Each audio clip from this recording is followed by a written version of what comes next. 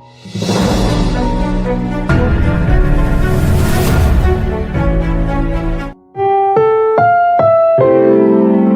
programang ito ay rated SPG. Striktong patnubay at gabay ng magulang ang kailangan. Maaaring may masiselang tema, lengguwahe, karahasan, sexual, horror o droga na hindi angkop sa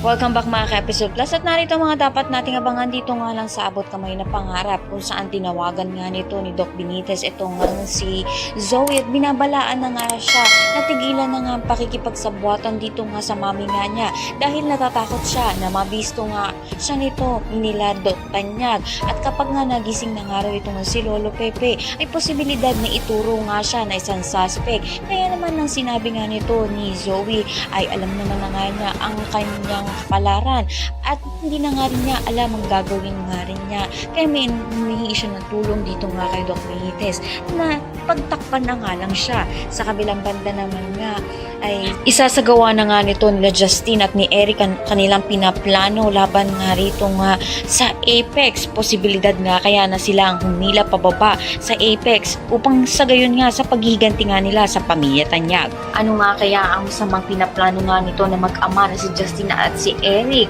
magiging kakampi nga kaya sila o kaya naman isa na naman silang kontrabida pumalit dito nga kina Zoe at kay Moira. Lahat ng yan abangan natin. Maraming salamat sa inyo.